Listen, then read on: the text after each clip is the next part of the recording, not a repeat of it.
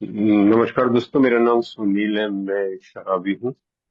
हाय सुन। सबसे पहले तो यार ग्रुप को बहुत बहुत मुबारकबाद हो कि वो जो है ग्रुप। एक सेकंड, सॉरी, बीच में कॉल आ रही थी। सबसे मुबारकबाद इसलिए कि यार ये ट्रेडिशंस और कॉन्सेप्ट्स पे जो हम लोगों की मीटिंग हो रही है, एक बहुत बड़ी अचीवमेंट है और इसे कंटिन्यू रखा जाए। बाकी ये बहुत अच्छा लगता है। मुझे मौका दिया है, इसके लिए बहुत बहुत धन्यवाद ग्रुप को कि ट्रेडिशन डेट पे मैं शेयर करूं। और सब शुरुआत करने से पहले सबसे ज्यादा तो मुबारकबाद जो है वो गौरव भाई को दूंगा 7 दिन कंप्लीट करने की।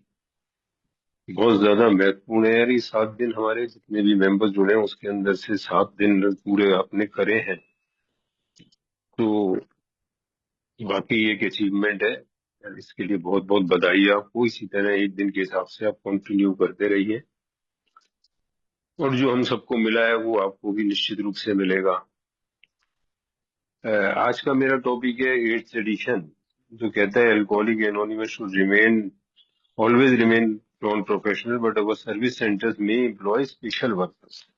अब एक तरफ ये बात कर रहा है कि यार नॉन प्रोफेशनल की, दूसरी तरफ एम्प्लॉय की बात कर रहा है।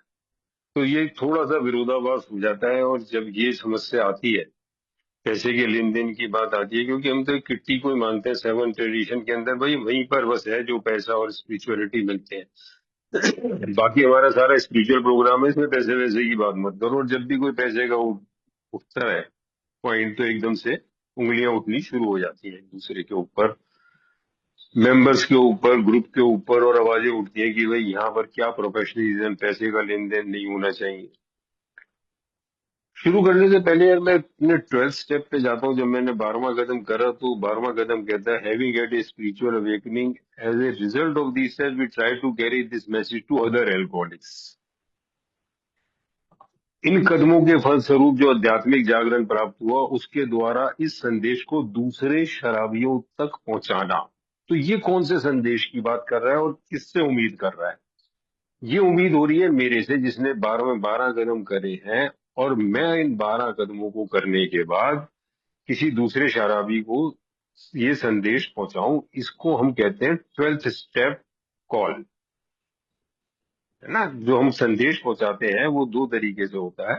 ये वाला जो तरीका है, ये 12th स्टेप कॉल, जब एक एल्कोहलिक दूसरे एल्कोहलिक से जाकर के अपना experience can and hope face to face जाकर के पर्सनली सेल से जो है वो शेयर करता है, आंखों में आंखें डाल करके अपना एक्सपीरियंस बताता है। ये सारी चीजें ये जरूरी है, क्योंकि अगर जो मुझे आध्यात्मिक जागरूकता मिली है, अगर ये मैं आगे पास नहीं करूंगा, खासतौर से एल्कोहलिक को मैसेज देने के अंदर, तो वो चीज मेरे पास नहीं रहेगी।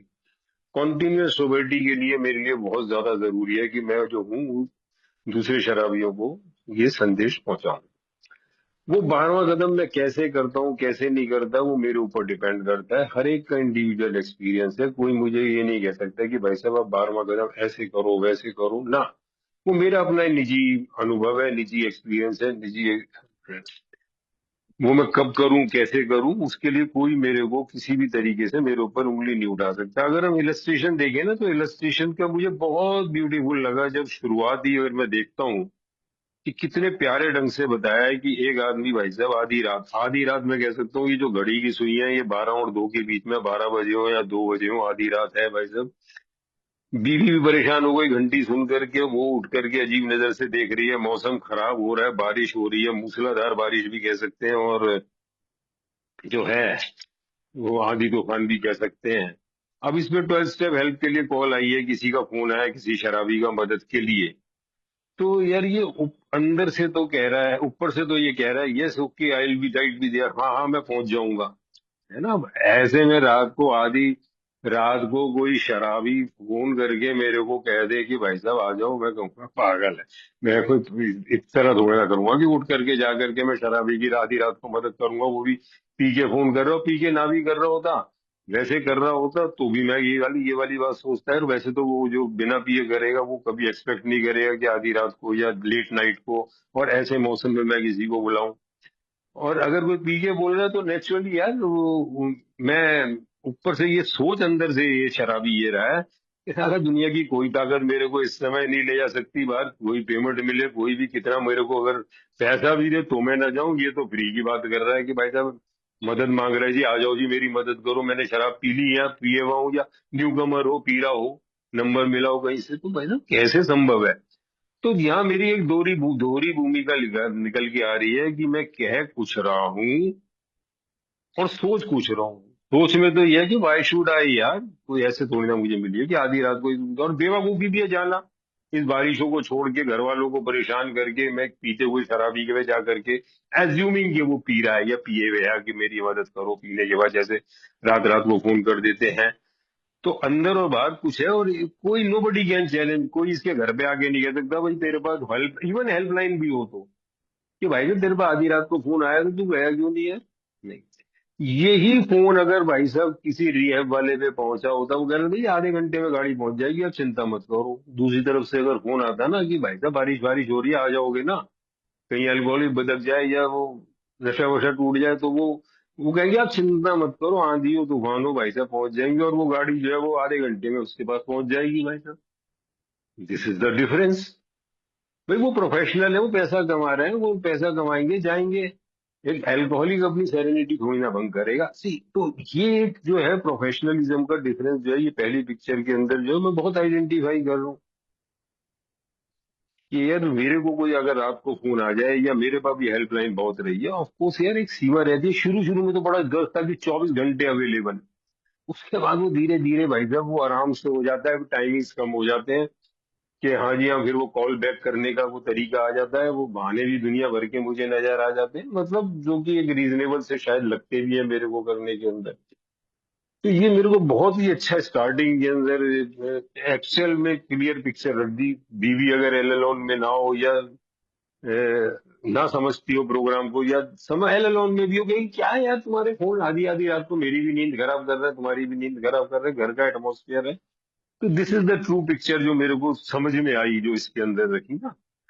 अब वहां तो मेरी को इंडिपेंडेंट लिबर्टी है जब मैं 12th स्टेप कॉल करता हूँ, लेकिन जब मैं उसके बाद वो 12th स्टेप कॉल एक ग्रुप की फॉर्मेशन में आ जाती है, कलेक्टिव वे में आ जाती है, क्योंकि मुझे ग्रुप के बिना मैं जिंदा नहीं रह सकता। शुरू में जो ग्रुप बनाने का कोई विचार ही नहीं था। वो तो ऑटोमेटिकली जो है, जब बिल डब्ल्यू डॉक्टर बॉब के पास गए, वहां 3 महीने रहे, तो एक्रोन में एक ग्रुप बन गया छोटा सा ऑटोमेटिकली। कोई बनाने का इरादा नहीं था। न्यूयॉर्क वापस आए तो उसी बैकग्राउंड पे वहां एक ग्रुप बन गया, एक क्लीवलैंड में तीसरा ग्रुप बन गया। लेकिन तब तक ग्रुप बनाने का कोई इरादा नहीं था। बट जब हमारी बिग बुक छप के आई, और बिग बुक छप करके उसके बाद एक के बाद दूसरे, दूसरे के बाद तीसरे इवेंट्स हुए, और उस इवेंट्स के बाद जो है ये जो है लीप्स एंड बाउंड में चलने लगा, तो हमें पता लगा यार हम तो ग्रुप के बिना जिंदा ही नहीं रह सकते, हमारे तो ग्रुप बनाने का कोई आइडिया ही नहीं था। बट जब ग्रुप्स बन गए तो इट इज वेरी डिफिकल्ट यार कि ग्रुप्स के बिना हम सोबर हो सके। तो उसके बाद जो है वो इसी तरह ग्रुप्स चलने लगे। तो फिर बीडब्ल्यू के दिमाग के अंदर आया कि यार ये तो ग्रुप हमारे लिए जरूरी है, और तब ये ट्रेडिशन जो है वो लिखे गए इस ग्रुप को एकत्र करके, एकता से जुड़ के रहने के लिए, ये एज ए होल के लिए। और वो हम ट्रेडिशंस पढ़ी जो क्या कि भाई साहब क्या क्या हमसे ट्रेडिशन में चाहता है। तो मैं बाकी ट्रेडिशंस को ना जाते हुए सीधा 5th ट्रेडिशंस पे आऊंगा पहले, कि 5वां ट्रेडिशन जो कहता है ना, हमारा प्राइमरी पर्पस हर ग्रुप का है carrying the message, each group has but one primary purpose to carry its message to other alcoholics. है ना, प्राइमरी है, मतलब और भी ग्रुप के पर्पस हैं। हालांकि हम जब स्ट्रक्चर की बात आते हैं तो carrying the message only purpose हो जाता है हमारा, अगर देखा जाए तो। बट हम ट्रेडिशंस में हैं तो प्राइमरी पर्पस ग्रुप का हो जाता है carrying the message to other alcoholics. अब वो जो हम कैरिंग करेंगे इकट्ठा जाके अदर के एल्कोहलिक्स को, तो वो जनरली जो है उसमें दोनों तरह की फॉर्म रहती है, 12 स्टेप कॉल और पीआई वर्क मैरिज, वो message to the alcoholic and message for the alcoholic. जब हम मैसेज टू द एल्कोहलिक करते हैं तो हम डायरेक्ट जाकर के एल्कोहलिक्स से बात करते हैं। मैं अपना इंडिविजुअल खर्चा भी आने जाने में कर देता हूँ, और वो कॉल मैं इस मारे कर रहा हूँ कि अपने आप को सोबर रखने के लिए। वैसे मैं एहसान नहीं कर रहा दूसरे आदमी के ऊपर, और फ्री में करता हूँ क्योंकि freely I have received. This is the concept कि भाई freely I have received, freely I have to give. क्योंकि आज तक हिस्ट्री के अंदर किसी ने भी पेमेंट करके सॉवर्टी नहीं पाई। मैंने डॉक्टरों को पेमेंट कर दिया, मैंने साइकेट्रिस्ट को पेमेंट कर दिया, मैंने रिहैब्स को पेमेंट कर दिया, मैंने जंतर मंतर संतर पे खर्चा कर दिया, क्या क्या नहीं कर दिया मैंने शराब छोड़ने के लिए। लेकिन वो पैसे से कोई भी सोवर नहीं हो पाया, आज तक मैं नहीं हो पाया, और किसी अल्कोहलिक को भी नहीं देखा कि पैसे से सोवर हो पाया हो। अल्टीमेटली जो है वो एक one alcoholic talking to other, the core of our programme, उसी पे जाकर के जो है वो हम सोवर होते हैं। तो इसलिए पैसे का कोई संबंध ही नहीं आता यहाँ पर आकर के। बट क्या मेरे को वहां पर जाने के अंदर जो खर्चा करना पड़ता है, क्या उसमें पैसा नहीं लगता? लेकिन वो मैं पैसा अपने पॉकेट से लगाऊंगा, वहीं से दूसरे से क्यों लूंगा? बट यहाँ आ रही है ए की बात। तो ए के अंदर जो जो चीजें उस पीआई वर्क के लिए, या 12th स्टेप कमेटी है कोई उसको पूरा करने के लिए, उस 12th स्टेप कॉल को पूरा करने के लिए अगर पैसा लगता है, तो क्या वो प्रोफेशनलिज्म है? क्योंकि पांचवें कदम के अंदर जाकर के जब कैरिंग द मैसेज हो गया, छठे में आके वो ये भी कह देता है कि भाई साहब कोई एफिलिएशन नहीं होना चाहिए। है ना, पैसा ज्यादा तो प्रतिष्ठा की समस्या हमें अपने मूल उद्देश्य से ना भटका दे। वहां पर ये वाली बात आ जाती है कि बाहर से कोई हेल्प नहीं लेनी, किसी से जुड़ना नहीं, किसी ऑर्गेनाइजेशन नहीं, हम हमें जो है खुद ही सारा काम करना। तो भैया पैसा कहाँ से आएगा? Self supporting. सेवंथ में आगे आ गया, सेल्फ सपोर्टिंग के अंदर आएगा पैसा। तो सेल्फ सपोर्टिंग भी होना है, पैसा भी हमारे को कम कम कम है हमारे पास। अंदर से हम अल्कोहलिक जो पहले टूटे हुए आए हैं, अल्कोहलिक और सेल्फ सपोर्ट, ये भी बहुत ही अपने आप में विरोधाभास है। लेकिन हमने देखा यार चलता है, वो हमारे को ट्रेडिशन मिला। तो रॉकफेलर की बदौलत, थैंक्स टू हिम, तो हमने करना भी अपने आप है।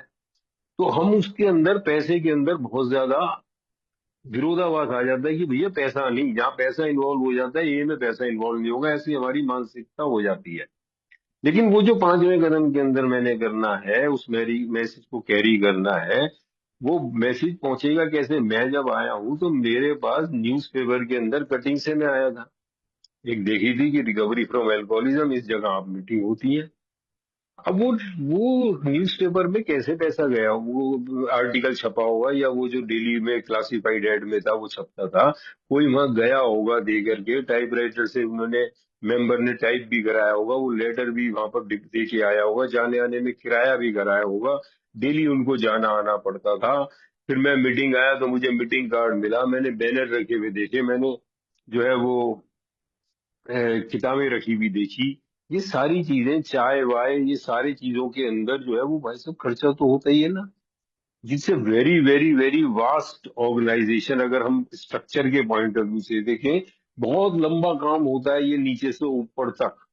और ये सारा काम क्या हो रहा है? ये मैसेज पहुंचाने के लिए हो रहा है। जब मैं इस स्ट्रक्चर की बात करता हूँ, ग्रुप की बात करता हूँ, इंटर ग्रुप की बात करता हूँ, और आगे कॉन्फ्रेंस की और जीएसओ की बात करता हूँ, तो नीचे से ऊपर तक हम देखेंगे कि कितना काम होता है।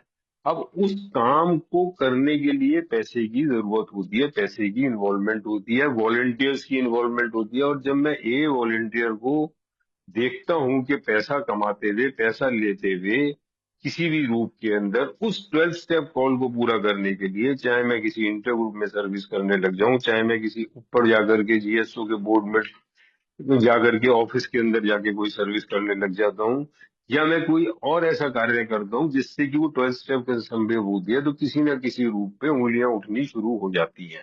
लोगों की अलग अलग विचारधाराएं जो है उसके अंदर आनी शुरू हो जाती है कि भाई कैसे करा जाए।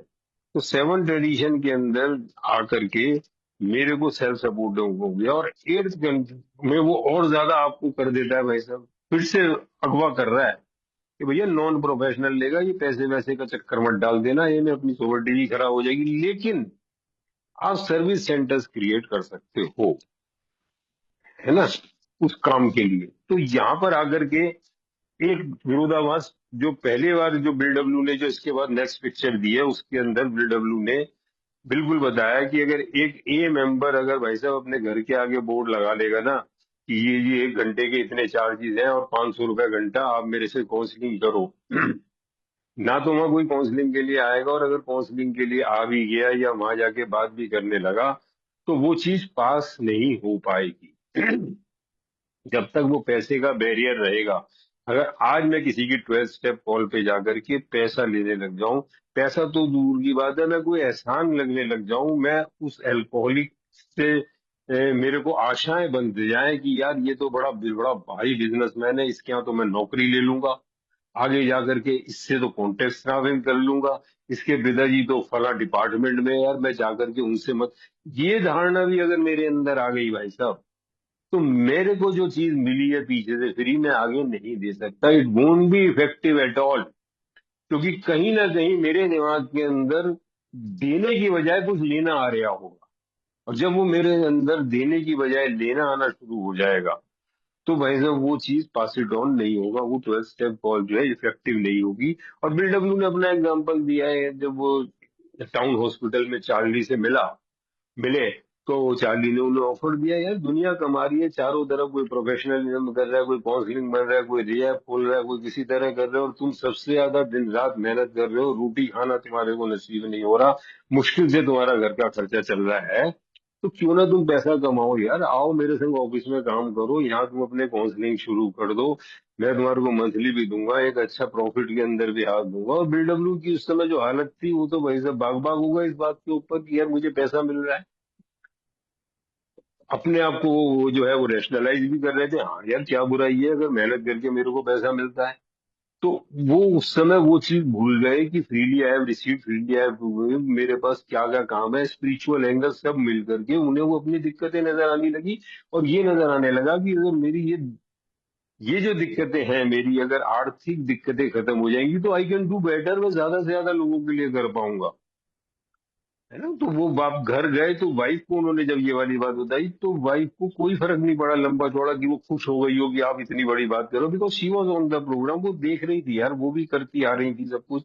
और जो एल्कोहलिक उनके घर में ठहरे हुए थे, उनको जब शाम की मीटिंग के अंदर बिल डब्ल्यू ने बताया कि इतना इतना ऑफर मिल गया, है ना, तो वो जो बेचारे एल्कोहलिक हार्डली सोबर हो रहे थे, वही खाना खा रहे थे, वो कर रहे थे, उनके चेहरे जो है उतर गए ये बात सुन के।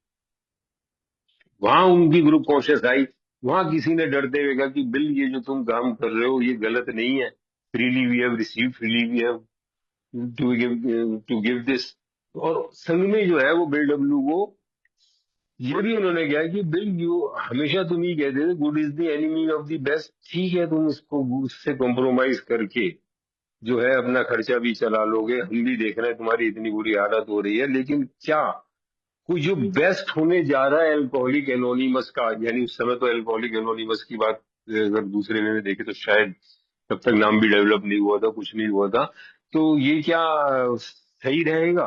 एंड बिल डब्ल्यू ने वहां पर आकर के जो है वो ग्रुप कॉन्शियस निकली, एक बोला, दूसरा बोला, तीसरा बोला, तो सेकंड ट्रेडिशन हमारा शायद वहीं से अगर उसका बेस देखा जाए, तो बिल डब्ल्यू को समझ में आ गया, यस यार, freely we have receive, freely have to give, मैं पैसा लेके वो काम नहीं कर सकता। तो यहाँ बिल डब्ल्यू ने पहले उसके अंदर जो है वो अपना एग्जाम्पल दे दिया। बट क्या ये और काम करने के लिए अब जो हम आगे बढ़ेंगे, तो उसके लिए जो पैसा लगेगा काम धंधे के लिए करने के लिए, जैसे मैं इसमें एक एग्जांपल देता हूँ, हमारा ग्रुप जो था वो एक बार हमने ये फैसला किया कि हम 12 ट्रेडिशन से एक मेंबर से करवाएंगे। और वो मेंबर जो है बहुत दूर रहते थे, से दिल्ली से एनसीआर में रहते थे, जिनको पता हो दिल्ली से गुड़गांव रहते थे, मतलब वो काफी डिस्टेंस था, एंड काफी एजेड थे, एक्सपीरियंस थे।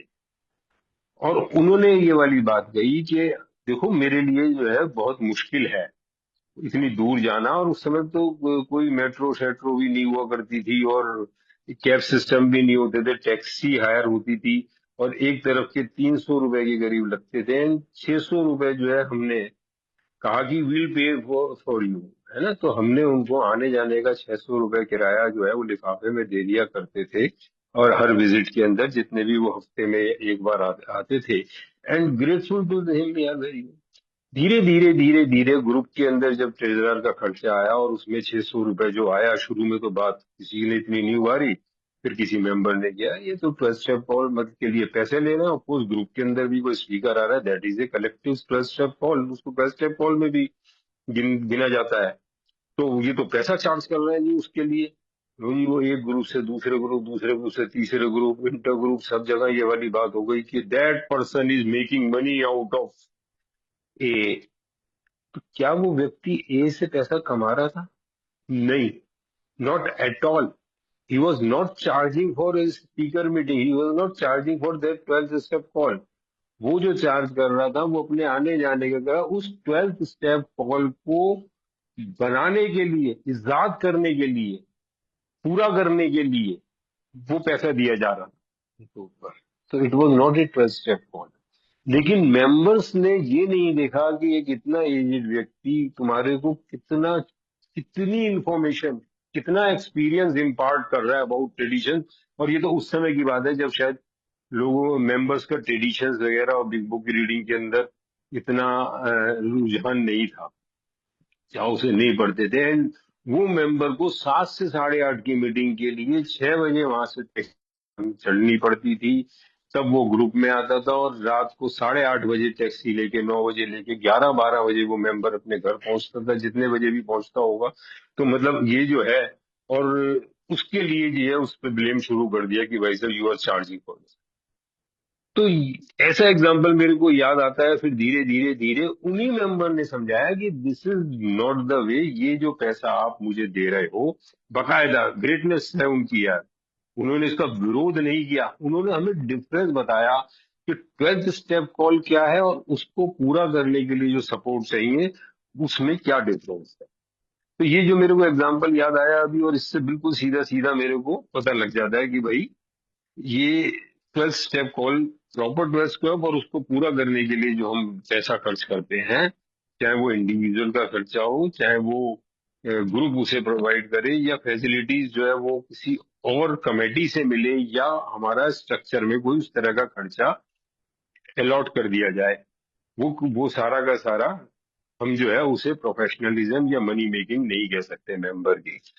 फिर क्या हम जो है इस तरह से आगे बढ़ करके, जो हमें आगे, जब हम इंटर ग्रुप लेवल पे आ जाते हैं, चलो ग्रुप लेवल पे तो सर्विस के लिए वॉलंटियर्स होते हैं, और उस वॉलंटियर का भी क्या होता है कि भाई साहब आज चेयरपर्सन ले लिया, आज मैंने ट्रेजरर बन गया, आज मैं जो है वो लिटरेचर सेक्रेटरी बन गया, मैं ग्रुप में आ रहा हूँ नहीं आ रहा हूँ, आज जी वो ट्रेजरर नहीं आया, आज जो है वो आपका जो है चेयरपर्सन नहीं आया है, लिटरेचर सेक्रेटरी 3 महीने हो गए, 3 महीने हो जाएंगे यार, उसकी तो शक्ल ही नहीं देखी, लिटरेचर भी वहां से नहीं मंगाया.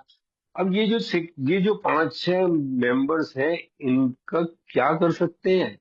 जो अपनी ड्यूटीज लेके अगर नहीं आ रहे, तो यू कांट डू. उनको चार्ज नहीं कर सकते, उनको अकाउंटेबल नहीं बना सकते, उनको पनिश नहीं कर सकते, because it is voluntary service यार. सबका काम है, सबको फ्रीडम है करने ना करने की. You can't.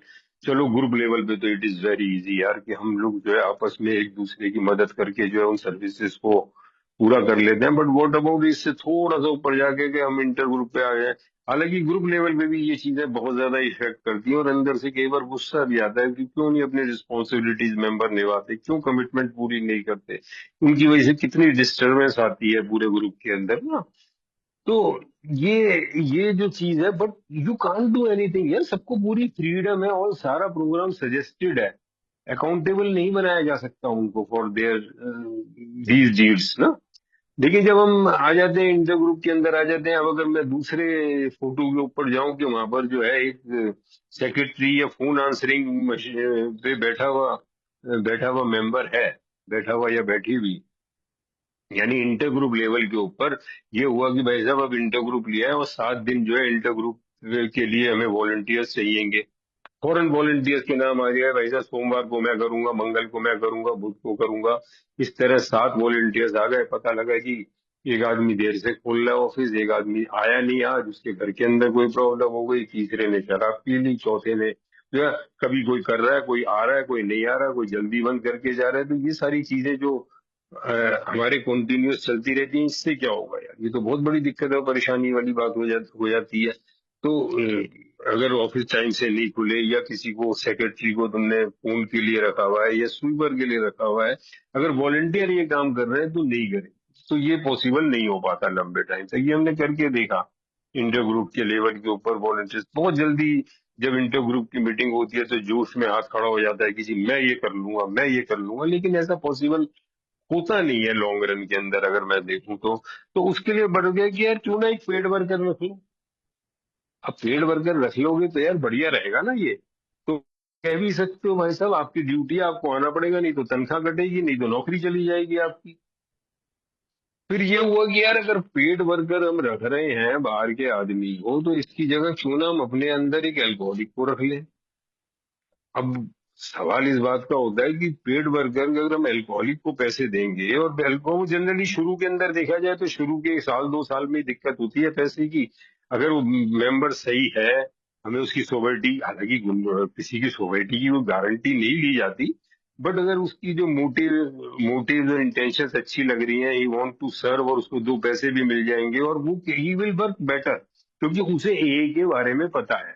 सेम ड्यूटी के लिए उतने नंबर ऑफ आवर्स के लिए अगर मैं किसी बाहर वाले को पैसे दे रहा हूँ, इक्वल टैलेंट के लिए, इक्वल काम के लिए, अगर वही मैं ए वाले को देता हूँ, तो मुझे उसके मुकाबले ज्यादा बेनिफिट होगा, क्योंकि ए वाला ए वाले को जानता है।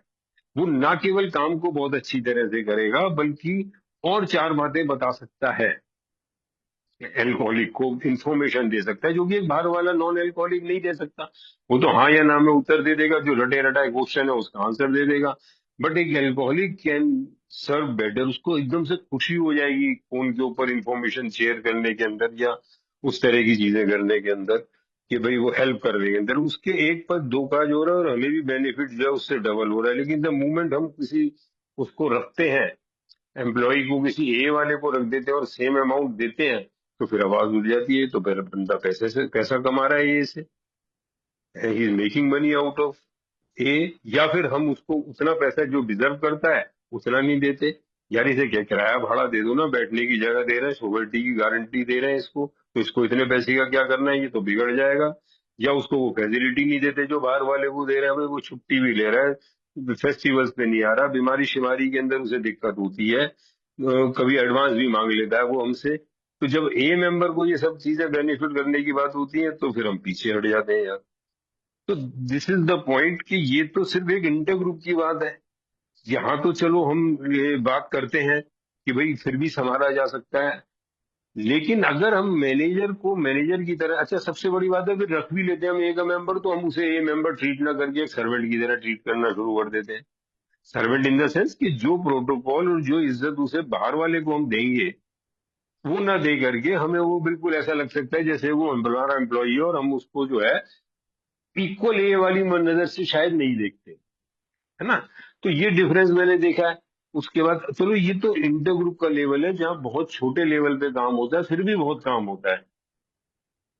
इससे हम अगर बड़े लेवल पे आ जाए, स्ट्रक्चर लेवल पे आ जाए, जो अगली फोटो दिख रहे हैं कि वो फाइलें लगी हुई है भाई साहब, जीएसओ का जो काम होता है, जो ऑफिस का काम होता है, कोई कम काम होता है वहां पर। लिटरेचर डिस्पैच का काम होता है, फोन आंसरिंग का काम होता है, ग्रुप्स की इंफॉर्मेशन उनको देने का होता है, कॉन्फ्रेंस का काम होता है, उनके फाइलिंग होती है सारी की सारी। उसके बाद ग्रेप बाइन या इंडिया में 12 स्टेप मैगजीन कर लो, उसका अलग काम होता है।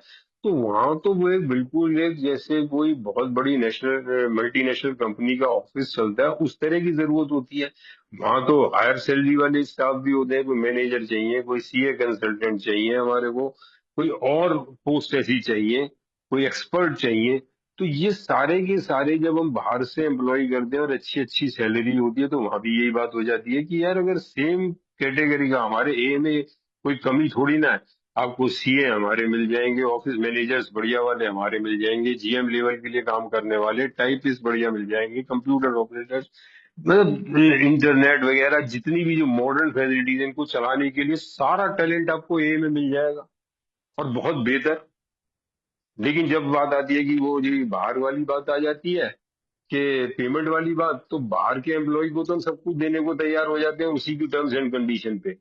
लेकिन जब बात आती है ए के अंदर की, वहां से कोई रख दिया जाता है, तो बड़ी भाई साहब जलन भी होती है, कुड़न भी होती है, क्यों पैसा दे रहे हैं इसको।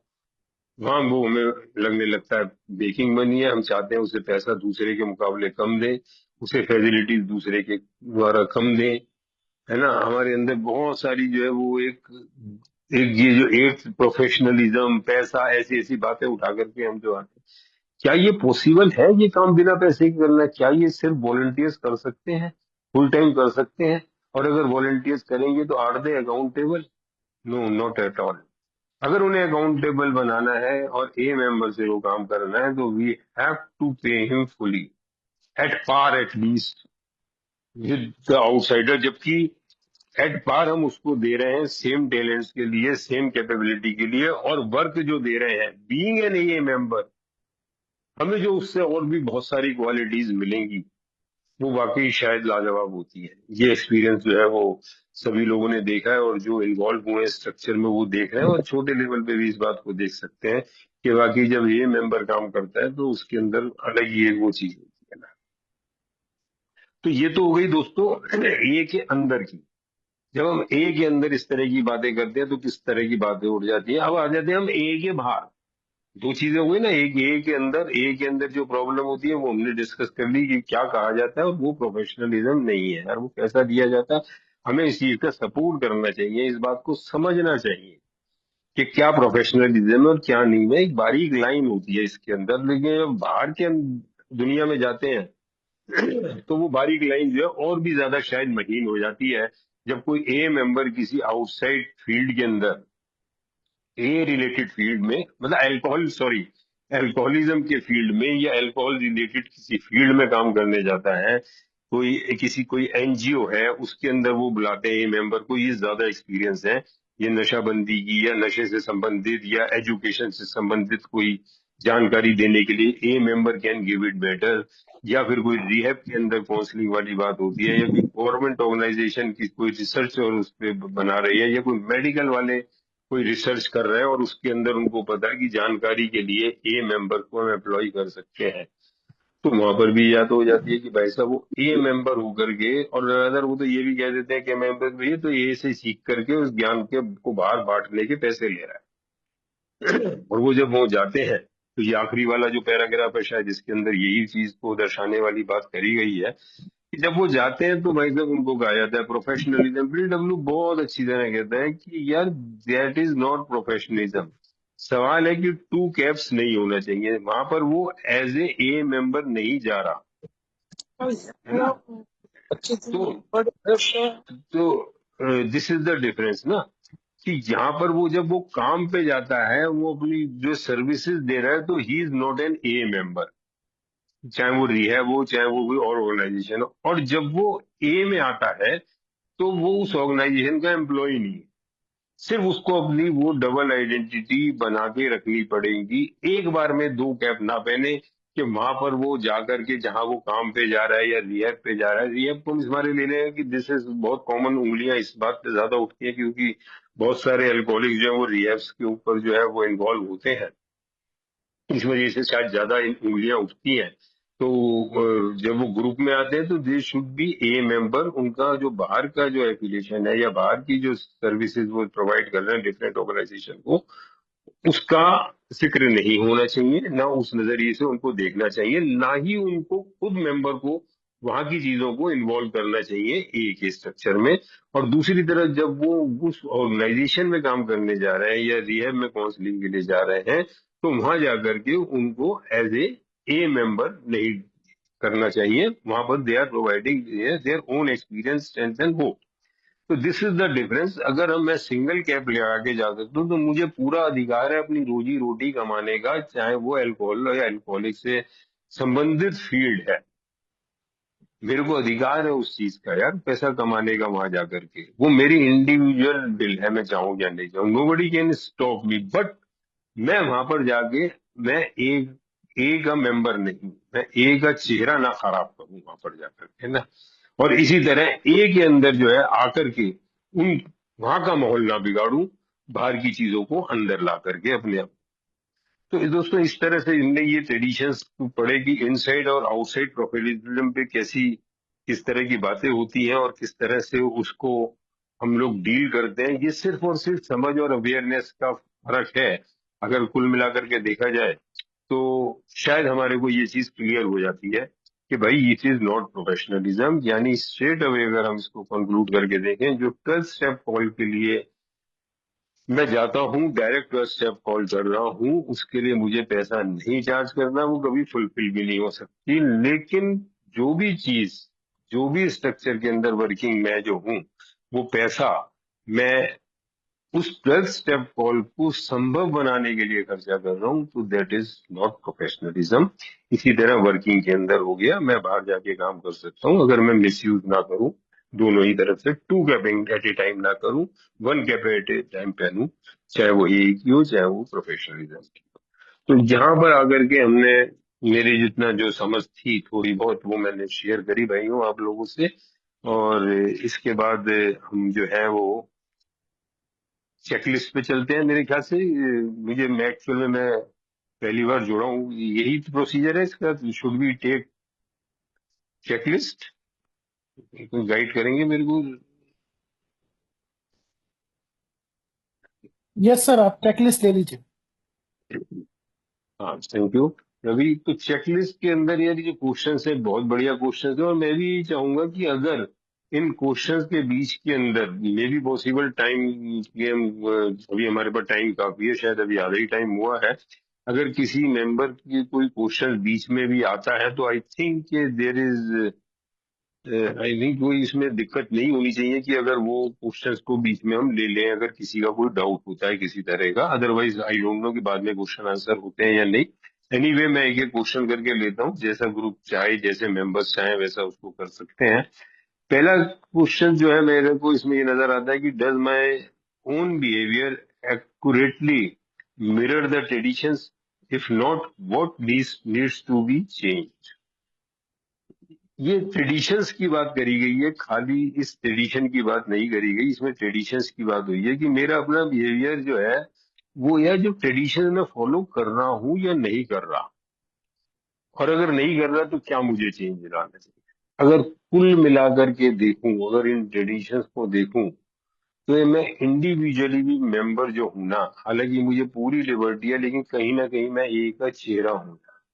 मेरा हाव भाव मेरा व्यक्तित्व जो भी है वो ए को रिप्रेजेंट करता है, क्योंकि इतनी उम्र तक आते आते या इतना टाइम ए में आते आते जो है ना, मेरा परिवार भी बहुत अच्छी, मेरा परिवार, मेरा समाज, मेरा वर्क प्लेस, हर जगह जो है ना, और ए में तो है ही है, सब मुझे एज ए मेंबर जानते हैं।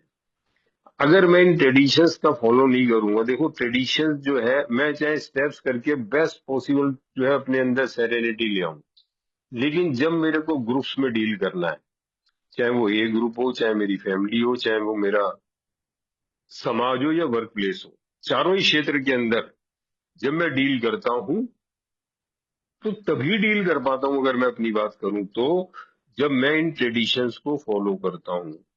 अदरवाइज मेरी स्पिरिचुअल ईगो ही बाकी सब जगह जाएगी और अपना बोल जो है वो बोलेगी, यार वो स्पिरिचुअल ईगो आ जाती है जी, मुझे सब पता है, तब मैं सब के ऊपर अपने आप को देखूंगा। बट जब मैं ट्रेडिशंस कर लेता हूं तो मेरी ईगो डिफ्लेट होती है। तो कुल मिलाकर के देखूं, ये टाइम लगता है, टाइम टू टाइम जैसे जैसे हम ए के अंदर आगे बढ़ते हैं तब तब हमारे को ये ट्रेडिशन समझ में आते हैं। तो मेरा अगर अपना बिहेवियर देखा जाए तो I try to carry this message to in all my affairs ना, इन प्रिंसिपल्स को इन सब अफेयर्स में करने के लिए। लेकिन बहुत जगह मैं जाकर के देखता हूँ कि जो ग्रुप के अंदर मैं कर पाता हूँ और बाहर करने की कोशिश करता हूँ, मुझे दिक्कत आती है, मुझे कई बार परेशानी भी आ जाती है, और मुझे अपना बिहेवियर का पता लग जाता है कि यार मेरे को अपने आप को चेंज करना है। मुझे ग्रुप कॉन्शियस का, इक्वलिटी का, मेंबर का, थर्ड ट्रेडिशन का, ये सारा रखना पड़ता है कि ऑल आर इक्वल, किस तरह से ग्रुप कॉन्शियस लिखना चाहिए, किस तरह से मुझे सेल्फ सेक्रीफाइस करना चाहिए। और अगर एक ट्रेडिशन की बात करूं तो इस वाले ट्रेडिशन के अंदर वाकई ही यार मेरा जो अपना रवैया था वो काफी डिफरेंस था। बट धीरे धीरे धीरे जब ट्रेडिशन को समझा और समझ में आ गया, तो पता लगने लगा कि हाँ यार, वाकई ये डबल कैपिंग और सिंगल कैपिंग, और जो हमारे ग्रुप में जो काम कर रहे हैं, आई प्रेफर दिस थिंग कि हाँ यार, मेंबर जो है वो सारे के सारे जिन जिन प्लेसेस के अंदर हम ए मेंबर की मदद ले सकते हैं, हमें वहां पर एम्प्लॉय कर सकते हैं उनको, हमारे पास इक्वल टैलेंट है, तो वो मेरे लिए बहुत ज्यादा प्रॉफिटेबल है, मेरी ऑर्गेनाइजेशन के लिए बहुत प्रॉफिटेबल है। सेम चीज अगर ए मेंबर की होती है ना, और सेम वे आउटसाइड कैपिंग की हो गई। तो ये हमारा पहला प्रेजेंट था कि चेंज, ऑफ कोर्स बेटरमेंट के लिए चेंज जो है वो लगातार करनी पड़ेगी, समझना पड़ेगा, बीइंग ह्यूमन यार बड़ी दिक्कत भी आ जाती है बहुत बार। अब सेकंड क्वेश्चन है, when I chef chef do I realise how it effects others, कि दूसरों को किस तरह से इफेक्ट करता है। यहाँ भी ट्रेडिशंस की बात आ रही है। और चेफ शेफ का जो मतलब है, मुझे खास पता नहीं लगा। मैं इसको मानता हूँ कि मैं तोड़ना मरोड़ना मान लेता हूँ, कि जब मैं इनको या उसके अगेंस्ट जाता हूँ या मैं उसके विरोध में जाता हूँ ट्रेडिशंस के आगे जाकर के, तो क्या मैं देखता हूँ मैं कि दूसरों को कितना पड़ेगा। खास तौर से अगर मैं एट ट्रेडिशन की बात करूँ, तो बहुत ज्यादा मैंने शुरू के अंदर करा है, बहुत ज्यादा ब्लेम करा है उन लोगों को जो सर्विस के अंदर हुआ करते थे। क्या उनके ऊपर बीतती थी जब मैं जो उस काम करने वाले मैनेजर को, जो कल तक एक ये मेंबर था, कल तक मेरे संग में खड़ा होकर काम करता था, गले मिलता था, सब कुछ था, वहां जाकर के उन भीड़ के अंदर वो भी अपनी पर्सनैलिटी को किस तरह से फील कर रहे हैं और बाकी मेंबर्स भी किस तरह डील कर रहे हैं और मैं भी कैसे उसे डील कर रहा हूँ, है ना। या फिर मैं जो हूँ प्रोफेशनलिज्म की आवाज निकाल दूं, पीठ पीछे आवाज निकाल दूं, तो क्या एटमोसफियर रहेगा उस जगह का और मेंबर्स का, और ए को कितना ज्यादा इफेक्ट करेगा। ये बात हम धीरे धीरे रियलाइज करते हैं इस चीज को, कि किसी भी ट्रेडिशन को आगे रखूं, जब मैं अपनी तरह से उसको तोड़ना मरोड़ना शुरू करता हूँ, तो उसका इफेक्ट जो है वो बहुत बुरा लगता है। अगर मैं एक एक ट्रेडिशन लूंगा तो बहुत टाइम लग जाएगा, बट शुरू के अंदर वो जो पहला ट्रेडिशन इसीलिए मेरे से जो है वो सेल्फ सेक्रीफाइस मांगता है, मेरे ईगो का सेक्रीफाइस मांगता है, पर्सनैलिटी चेंज मांगते हैं सारे के सारे जो है 12 ट्रेडिशन है ना।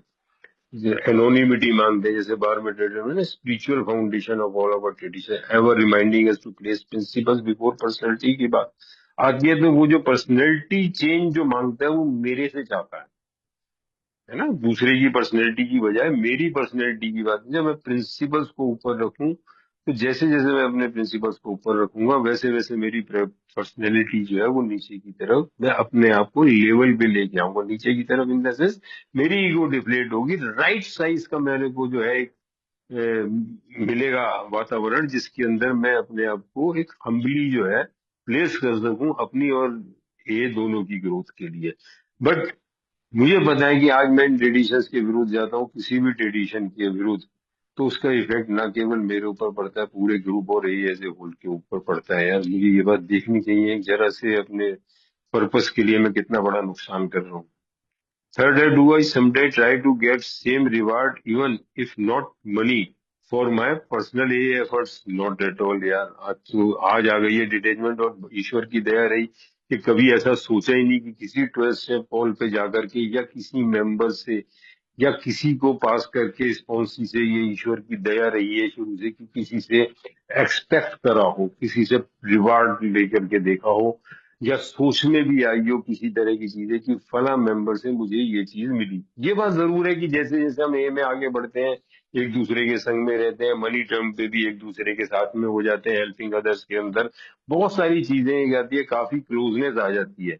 बट मोटिव मेरा ये रखना कि मैं सामने वाले की हेल्प इसलिए कर रहा हूँ कि पलट के मुझे किसे मिले, ना केवल पैसे के रूप में, जैसे इससे पहले बात हो रही थी कि भैया कोई मुझे नौकरी मिल जाए या मेरे को कोई सोर्स लग जाए या उससे मेरा ये काम निकल आएगा। और उस काम के लिए मैं दोनों ही बातें गलत है, कि मैं अगर उसको जो हूँ ज्यादा जो है पीपल प्लीजिंग में आ रहा हूँ उसको, या फिर मैं उसके जो है डिफेक्ट उसे नहीं बता रहा, या मैं ओवरलुक कर रहा हूँ। अगर मैं ऐसा करता हूँ तो वाकई ही बहुत खतरनाक है। मैं उसके बॉटम पे हाथ लगा रहा हूँ, उसको जो है बॉटम हिट नहीं होने दे रहा, या मैं अपने क्लियरिटी नहीं ला रहा। और जैसे मैंने अभी ये बात बताई कि भैया वो चीज आ ही नहीं सकती, द मोमेंट मेरे अंदर ये वाली बात आ जाएगी कि I have to take something, वो मैं पास ही नहीं कर पाऊंगा। और मैं वो जो पास नहीं कर पाऊंगा तो वो मेरे पास भी नहीं रहेगा। In order to keep I have to give it away, और उसको देने का तरीका ही यही है कि भाई साहब मैं बिल्कुल अपने आप को अंदर से क्लीन लगूं। और मैं इस केस के अंदर तो बिल्कुल मानता हूँ यार, शायद मेरे एम्बिशंस नहीं थे इतने ज्यादा या कुछ नहीं थे, जो भी था कि शुरू से कभी ऐसी भावना नहीं आई कि पार्ट करते हुए मुझे पलट के किसी तरह की कोई चीज मिलने की, और कभी मिलने की संभावना भी हुई है। वो बात और है कि आजकल जो हम इतने ज्यादा मिक्सअप हो चुके हैं, पर्सनल रिलेशंस बढ़ जाते हैं, एक के अंदर एक इसके बाद एक ग्रुप सा बन जाता है, उसमें हम गिव एंड टेक कर ले वो बात अलग है। लेन देन इन द सेंस कि वो सिंपल एक टोकन ऑफ एडवाइस वगैरह चलता है, तो वो तो चीज जरूरी है, हो जाती है। लेकिन ऐसा नहीं है कि उसके अलावा भी पॉसिबल हो। जस्ट एक मिनट होल्ड।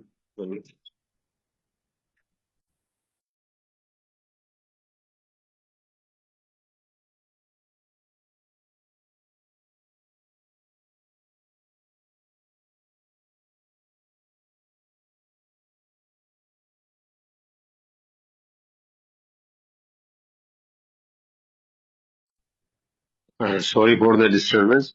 तो वहां पर आकर के जो है किसी भी तरह की कोई एक्सपेक्टेशन रखना, डायरेक्टली इनडायरेक्टली अगर मैं रखता हूँ, तो कहीं ना कहीं मैं उसको पास नहीं कर पाता। डू इसके बाद का जो फोर्थ क्वेश्चन है, दैट इज वेरी इंपॉर्टेंट यार, कि do I am an alcoholic, है ना? तो मैं अपने आप को ये लगने लग जाता है कि I am fine in every field, मुझे हर फील्ड के विषय में पता है, और जब मैं जाता हूँ तो उन चीजों के आंसर देना शुरू कर देता हूँ, और मुझे अच्छा भी लगता है, और अंदर से ऐसे हाई मिलती है कि यार सामने वाले को ये पता लगे कि मुझे क्या क्या पता है, या उसको जो पूछना है कोई ऐसा तो चीज नहीं है भाई साहब जिसको मेरे को ना पता हो, तो मेरी कोई ईगो जो है उसमें डिफ्लेट हो जाएगी सामने वाले के आगे कि यार ये क्या कर रहा है क्या नहीं कर रहा है, सेल्फ एस्टीम को नॉलेज डिफ्लेट हो जाएगी। नहीं यार, do I sound in a like an expert on alcoholism? मतलब मैं, A is not answer to even alcoholism, other problem तो बहुत दूर की बात है। हम कहीं क्लेम नहीं करते इस बात के लिए कि हमारे पास अभी अल्कोहलिज्म के सारे आंसर मिल गए हैं। सब जगह रिसर्च चल रही है बहुत जबरदस्त, अभी तो hardly we have understood anything about alcoholism. हाँ, बेस्ट पॉसिबल जो पता है वो हम पार्ट कर रहे हैं। तो कहीं भी हम किसी के पास जाते हैं, किसी डॉक्टर पे जाते हैं, अपने आप को इंट्रोड्यूस करते हैं, या किसी साइकेट्रिस्ट पे जाते हैं, तो वी नेवर क्लेम कि we know more than him even. कि हो सकता है आपको ज्यादा पता हो, लेकिन हमारे को जो जानकारी है उसके अकॉर्डिंगली वी कैन, ये नहीं कह सकते नहीं जी ये तो आखिरी अदालत है, ये कि नहीं हमसे ज्यादा किसी को पता, नॉट एट ऑल। कहीं भी जा करके we have to be humble, we have to part our knowledge, है ना? कहीं हमने भाषण नहीं देने, कोई हमने जो है वो जाकर के ये नहीं बताना कि हम सबसे आखिरी अदालत, जैसे हम ये को कह देते हैं अबाउट एल्कोहलिज्म। नो यार, we have learn, we are learning, and we will be learning throughout our life. यही है। और ए भी कहीं क्लेम नहीं करता कि जो है वो सब कुछ जानता हो अबाउट एल्कोहलिज्म, है ना? उसके बाद है ऑन रिकवरी। रिकवरी यार एंडलेस है, अनंत तक गई हुई है। कौन कह सकता है रिकवर्ड शब्द इस मारे हम इस्तेमाल नहीं करते हैं ना, कि we are always recovering, we are on the path of recovery. It is never कि हमने बहाना कर्म कर लिए हैं, पर ऐसा कोई सेंटेंस नहीं है। We are doing this thing, तो रिकवरी इज एंडलेस ग्रोथ है। We are never recovered. तो जब हम रिकवर्ड ही नहीं हुए, तो हम रिकवरी के ऊपर कहाँ क्लेम कर सकते हैं कि रिकवरी में हमसे ज्यादा बेटर कोई नहीं कर सकता? आइदर इन ए और outside it is not better. And on medicine, जैसे बात होती है ना? तो उसके अंदर भी बात है भाई, मेडिसिन हुई, साइकोलॉजी हुई, सोसाइटी हुई, सोशोलॉजी हुई, उसके अंदर भी हम जो है ये चीजें नहीं कर सकते, क्योंकि हमें नहीं पता। डॉक्टरी की जरूरत है, we are not medical expert, doctors बताएगा। और बड़े हम्बली जो है उस चीज को, जब भी कोई इस तरह की प्रॉब्लम आती है, तो हम हम्बली जो है इस बात को कह देते हैं कि भाई वी आर नॉट एक्सपर्ट, अब इसके लिए जो है वो किसी डॉक्टर से करना है ना। या ऑन ए सेल्फ की मुझे सब कुछ पता लग दिया, सोशोलॉजी भी आ गई, और साइकोलॉजी की भी बात आ गई इसके बाद, और स्पिरिचुअल मैटर्स की भी बात आ गई। इन सारी चीजों के बाद क्या है, तो किसी के अंदर भी हम अपने आप को एक्सपर्ट नहीं कर सकते ना। ये एक तो अंत तक फैला हुआ बहुत लंबा चौड़ा एक दायरा है यार। हम ये नहीं कह सकते कि भाई ए के विषय में मेरे को सारा का सारा पता है ना। ए की तो इतनी ज्यादा है कि शायद मैं तो जब पढ़ता हूँ तो देखता हूँ कि अभी भी मैं शायद थोड़ा बहुत भी ए के विषय में नहीं जान सका, कितनी डेप्थ ये के अंदर है ना। और वही साइकोलॉजी की बात हो गई, जो मेडिसिन की बात करिए, साइकोलॉजी की बात करती कि हालांकि ये मेंटल प्रॉब्लम है, साइकोलॉजी का मतलब मॉरल साइकोलॉजी की हम बात करते हैं, बट वी कांट क्लेम कि साइकोलॉजी का जो है मेंटली, हम साइकोलॉजी के डीप थ्री अदर क्वेश्चन कि हम इसमें एक ही मास्टरी, यहाँ एक ही मास्टरी हो रही है कि भाई एक एक्सपर्ट मैं हो गया हूँ ऑन स्पिरिचुअल मैटर्स, और help him even in humility.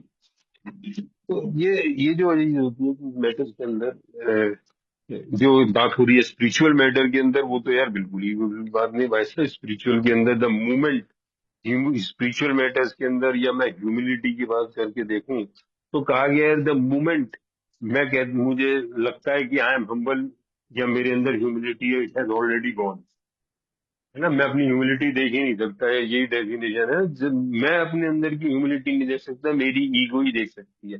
The moment मैं अपने आप को कहता हूँ स्पिरिचुअल, आई एम हम्बल ना, तो दैट इज नॉट पॉसिबल। तो यहाँ पर ये क्लेम करना कि मैं ए में आ गया हूँ तो मुझे किसी भी तरह की एल्कोहलिज्म के विषय में मेडिकल या स्पिरिचुअल या साइकोलॉजिकल हेल्प मिली है और ह्यूमिलिटी जो कर सकते के विषय में मैं बहुत हम्बल हो चुका हूँ, that is not possible. Do I make an effort to understand what A employee do, what workers in other alcoholism agencies do. Can I distinguish clearly among them? मैं समझता हूँ कि जो अभी तक की शेयरिंग हुई है उसके अंदर ये सारी डिस्टिंग्विशिंग हो गई है और बहुत क्लियरली मेरे समझ में आ गई है ये चीज की जो कि शुरू में नहीं थी। धीरे धीरे मेरे को पता लग गया है कि इनसाइड स्ट्रक्चर या 12 स्टेप फॉल को पार करने के पूरा करने के लिए जो पैसा खर्च होता है या जो वर्कर्स लगते हैं, जो हेल्प लगती है, जो एक्सपेंसेस होते हैं उनके अंदर, और जो पैसा जो 12 स्टेप फॉर जो प्रोफेशनलिज्म जैसे हम कहते थे या आवाज उठा देते हैं, उनका डिफरेंस आज बारीक से बारीक लाइन के अंदर भी पता लग गया है और क्लियरली डिस्टिंग्विश कर सकता हूँ दोनों चीजों को। Do I know where my local, sorry मेरे पास मैं लिखा था वेयर लोकल मीटिंग लिस्ट कहाँ से मेरे पास आई। यस यार, ये सबसे पहले जो है बहुत इंपॉर्टेंट क्वेश्चन है, न्यू कमर के लिए बहुत ज्यादा। यस, मेरे लिए मीटिंग लिस्ट कहाँ से आएगी मेरे पास। तो वो मीटिंग लिस्ट मैं जब शुरू में आया था तो मेरे को सिर्फ ये पता था कि यार ये जो मीटिंग लिस्ट है, ये मैं ग्रुप में गया, मीटिंग लिस्ट आई मेरे पास। ये चीज, ये क्वेश्चन जो मीटिंग लिस्ट का शायद दिया गया है, ये बताया गया है कि यार पैसा कहाँ कहाँ इन्वॉल्व होता है ना। मैं ग्रुप में एडवर्टाइजमेंट पढ़ के गया और ग्रुप में जाकर के मैंने मीटिंग लिस्ट देखी, मुझे मीटिंग लिस्ट भेजी। मेरे से कोई पूछे कि यार मीटिंग लिस्ट ये कहाँ से आई, तो कहूँ मेरे को तो मेरे ग्रुप से मिली। ज्यादा से ज्यादा मेरे को कोई पता लगेगा थोड़े दिन ग्रुप में जाने के बाद, कोई लिटरेचर कहाँ से आता है, तो वो कहते हैं कि लिटरेचर जो है वो इंटर ग्रुप से आता है। तो कहाँ से आई, ये इंटर ग्रुप से आई। लेकिन क्या इस मीटिंग लिस्ट को प्रिपेयर करने के लिए कितने एफर्ट्स लगे हैं, किस तरह से एड्रेसेस कलेक्ट करे गए हैं, किस तरह से नाम देखे गए हैं, कहाँ से चेक करा गया है, कैसे इसका फॉर्मेट बना है, कैसे इसे प्रिंटिंग पे लाया गया, उस प्रिंटिंग के पैसे कैसे इकट्ठे हुए। तो ये सारी चीजों का अगर एफर्ट देखूं तो ये फ्री में नहीं आ गई। ये जो मीटिंग लिस्ट आज मेरे को मिली है, जो मुझे सोवर कर रही है, जो मुझे ट्रस्ट स्टेप कॉल का पार्टी हुई ना मेरे के अंदर, जो मुझे आगे लेकर के जा रहा है, बढ़ा रहा है आगे 12 कदमों तक दूसरे ग्रुप्स के अंदर मैं जाऊंगा, या कोई भी लिटरेचर की हम बात करते हैं, या एक एग्जांपल मीटिंग लिस्ट का ही नहीं आ सकता, पूरे लिटरेचर का आना चाहिए कि किस तरह से वो लिटरेचर आता है, किस तरह से उसकी ट्रांसलेशन होती है, किस तरह से उसकी छपाई होती है, कितना स्टाफ इसमें इन्वॉल्व होता है, कितने मेंबर्स इन्वॉल्व होते हैं, कहाँ कहाँ पैसा लगता है ना। आजकल वो उसकी टाइप सेटिंग करा रहे हैं, उसके बाद उसका वो प्रूफ बन रहा है, उसमें दिन रात आदमी लग रहे हैं। कई बार हम प्रोफेशनल ट्रांसलेटर भी रख लेते हैं। तो ये पूरा का पूरे स्ट्रक्चर के अंदर जो है वो पैसा लगता है भाई। कि जहां पर हम प्रोफेशनलिज्म, अब उस काम को करने के अंदर, पूरे काम को अंदर जो है बाहर का भी पैसा खर्च होता है, कुछ एम्प्लॉय भी रखे जाते हैं, कुछ उसमें ये भी एम्प्लॉय भी होते हैं। तो वहां पर आकर के जब मैं उस पैसे का लेन देन देखने लग जाता हूँ तो मैं फिर वो लगता है कि जी बहुत पैसा है। मैं तो सिर्फ एक 10 रुपए की चाय के पैसे अपने डाल के और ज्यादा से ज्यादा दूसरे जने के डाल के सोचता हूँ कि भाई साहब मेरा तो काम पूरा हो गया। बट 7th एडिशन में हमने पढ़ा कि नीचे से ऊपर से स्ट्रक्चर तक पैसे ही पैसा इन्वॉल्व है, और अगर मैं ए के अंदर इन्वॉल्व पूरा पैसा देखूं, और खास तौर से जो फॉरेन कंट्री के अंदर, जो हम अमेरिका के अंदर जो ऑफिस वर्क वगैरह मैं सारा देखूं, पेड स्टाफ, कल ही राजेश जी शायद बता रहे थे समथिंग, पेड स्टाफ जो है वहाँ का 80 से ज्यादा का है, ऊपर वो जीएसटी ऑफिस का समथिंग लाइक दैट, जो इंडिया का 4 है। तो पर मेंबर जो है वो देखा जाए तो कुछ भी नहीं, और कितनी रिक्वायर्ड है इंडिया की पॉपुलेशन के हिसाब से एल्गोरिज्म को देख करके, तो उससे पता लगता है। तो ये मीटिंग कार्ड का जो बेसिकली दिया है, ये मेरे को ये बताने के लिए दिया है कि भाई साहब कितना कितना जो है पैसा इसके अंदर इन्वॉल्व है मेरा। In my own A life, have I any experiences which illustrate the wisdom of these traditions? Of course, यार, ये जो ट्रेडिशंस है इसके अंदर बड़े जब्त जहद के संग में मैं गुजरा हूँ। पहले तो मैंने एग्जांपल आपको वही दिया कि उस मेंबर का जो ट्रेडिशन कराने आ रहा था और हम उसे टैक्सी के पैसे दे रहे थे, और उसमें उंगलियां उठ गई कि भाई वो ये पैसा कमा रहा है। दूसरा, जब पहली बार हमने कोशिश करी कि हम इंटर ग्रुप के अंदर एक एम्प्लॉय रख लेते हैं और वो भी ए मेंबर, मैं उस एम्प्लॉय को जानता हूँ यार, वो बहुत वर्किंग उसकी बहुत अच्छी थी। मतलब बहुत अच्छा मेंबर था, बहुत अच्छी उसकी सोसाइटी भी चल रही थी, सर्विस में बहुत बढ़िया था। किसी भी काम को वो करने को तैयार हो जाता था जब तक कि वो यहाँ पर प्रोफेशनल नहीं हुआ था। जब उसे हमने यहाँ पर रख लिया तो ऐसा लगा, बहुत पुरानी बात है, बहुत पुरानी बात है, अब तो बहुत अवेयरनेस आ गई। उस समय वो ऑब्जेक्शन बहुत ज्यादा हो जाती थी, तो एकदम से जब मैं इंटरव्यू के अंदर घुसा हूँ तो मुझे उसकी आइडेंटिटी एकदम से नीची लगी, जैसे मैं किसी नीचे व्यक्ति से बात कर रहा हूँ। ये हमारा एम्प्लॉई है ना, और अंदर से ही खुंदक हो रही है कि इसे पैसा दे रहा है, ये का पैसा बर्बाद कर रहा है, और बहुत मिनिमम चार्जेस उस समय वो लिया करता था। ये भी नहीं है कि बहुत हाईली पेड हो, और उससे काम हम लेते थे भाई साहब सुबह टाइम से लेकर रात तक। 7 days ही has to open and close the office पूरा का पूरा ना। तो बड़ा मुश्किल होता था यार, वो वाली ये चीज होती थी। तो वो धीरे धीरे चीजें समझ में आई कि इट इज वेरी डिफिकल्ट। यार जब वो जो आदमी सुबह से शाम तक काम कर रहा है, उसको इज्जत भी देनी है, उसे प्रोटोकॉल भी देना है, उसे छुट्टी भी देनी है, उसके टाइमिंग भी रखना है, वो सारी चीजें। और ये सिर्फ नीचे लेवल से नहीं, ये सारे ऊपर लेवल तक जो है वो इसी तरह की बातें चलती है।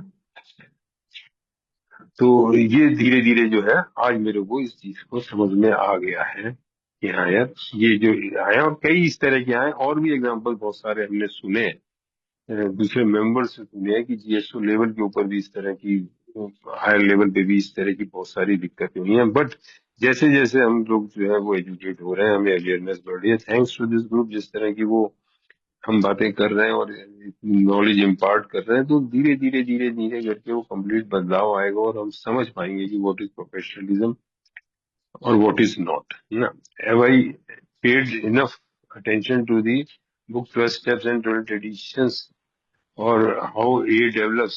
ये बहुत ज्यादा मेरे लिए तो शुरू से एक पैरेलल बुक रही है, 12/12 की। हाँ, शुरू के अंदर सिर्फ स्टेप्स से हेल्प मिलती थी मेरे को 12/12 में, क्योंकि कुछ स्टेप्स, खासतौर से अगर मैं कुछ स्टेप्स के नाम लूँ, 6th 7th स्टेप जैसे हो गया, 11th स्टेप हो गया, कुछ स्टेप्स के ऊपर बहुत जानकारी, एलोबरेट जानकारी 12/12 पे मिली थी मेरे को, जिससे बड़ी मदद मिली थी। बट उसके पीछे के ट्रेडिशंस वो बहुत ज्यादा इम्पोर्टेंट थे। अगर एक्चुअली बोर्ड जो बिल्डब्ल्यू ने लिखने की कोशिश करी थी वो 12 ट्रेडिशन ही लिखना चाह रहा था। तो उसके बाद उनसे कहा गया कि अगर इसमें आप स्टेप्स कर दोगे तो वो ज्यादा बेटर रहेगा, है ना? स्टेप्स भी अगर ऐड कर दोगे तो वो ज्यादा बेटर रहेगा। तो स्टेप्स ऐड हुए, और मैंने ये देखा कि शुरू के अंदर ये खाली की खाली स्टेप्स के लिए ही 12/12 खरीदी जाने लगी। बट थैंक्स गॉड कि उसमें 12/12 में 12 ट्रेडिशंस भी थे, और धीरे धीरे धीरे ट्रेडिशंस बन गया। और जब मैंने ट्रेडिशंस का यूज करा तो काफी यूज हुआ, और आज भी मेरी लाइफ के अंदर ट्रेडिशंस का इस्तेमाल जो है वो बहुत ज्यादा होता है, not only in my life, personal life ए के अंदर, बल्कि ग्रुप के अंदर। और अगर मैं उसके अंदर देखूं कि मेरे वर्क प्लेस के अंदर देखूं या होम प्लेस में देखूं, तो हर जगह मैं इन ट्रेडिशंस का इस्तेमाल करता हूँ। जैसे मैंने पहला बताया, अपने केस के अंदर तो बहुत अच्छी तरह इस बात को जानता हूँ कि अगर मैंने ट्रेडिशंस नहीं करे होते, बेस्ट पॉसिबल स्टेप्स करके मैं रुक गया होता, तो शायद मैं एक आउटसाइड वर्ल्ड को डील करना मेरे लिए बहुत मुश्किल होता। और इसके आगे कॉन्सेप्ट्स कॉन्सेप्ट मेरे को ए एज ए होल या लाइफ एज ए होल की, अपनी लाइफ को बाहर की वर्ल्ड को डील करने के अंदर जो है मदद देते हैं। तो यार ये तो कम से कम मैं अपने केस में देखूं तो आई एम वेरी लकी, मैं इसको कर पाया। And finally is, can my group rely on me to fulfil services responsibilities with someone, without someone checking on? ये बहुत इंपॉर्टेंट है, दिस इज इम्पोर्टेंट, कि मैं किसी की चेकिंग के बिना मैं क्या काम कर रहा हूँ, वही मेरा जो है वर्क, मेरी मेरी मॉरलिटी, मेरी स्पिरिचुअलिटी, मेरी ह्यूमिलिटी का पता लगता है। सर पे डंडा रख के तो यार कोई भी काम कर लेगा, लेकिन अगर कोई भी ना हो और मैं उसे कर पाता हूँ, चाहे वो ये का काम हो या बाहर का काम हो, तो ये फ्रीडम मुझे ये ने दी है, वो मुझे जो है स्पेस दी है उस काम को करने के लिए ना। लीडर्स को ट्रस्टेड सर्वेंट बना करके जब काम करने को दिया, तब जो है ये चीज धीरे धीरे धीरे धीरे डेवलप होती है कि मेरी conscious is always with me ना, God is always with me. मतलब गॉड को मैं कॉन्शियसनेस मान के चलूं, कि मेरी कॉन्शियस अपने आप बता देती है, nobody else is required to master me और बुली मी और दैट।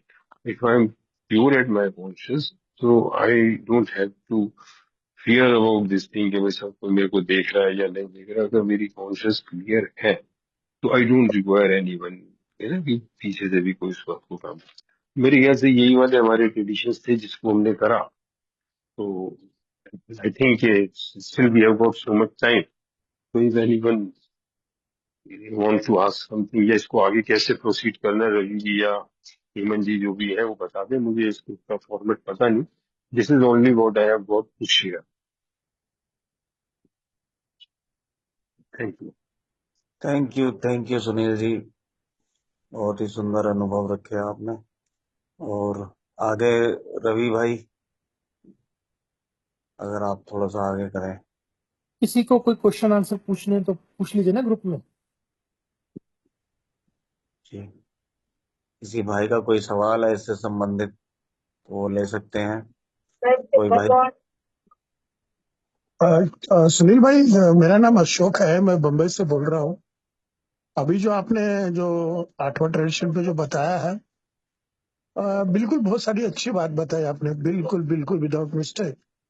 मेरा एक छोटा सा सवाल ये है कि जब हम कोई ट्रस्टी होता है या कोई ऐसा एक पुराना मेंबर होता है, जैसे आपने एक एग्जांपल दिया कि एक पुराना आदमी है, बूढ़ा है, सब कुछ जानता है, और वो ट्रस्ट करने के लिए जब निकलता है तो आप उसको आने जाने का खर्चा देते हैं।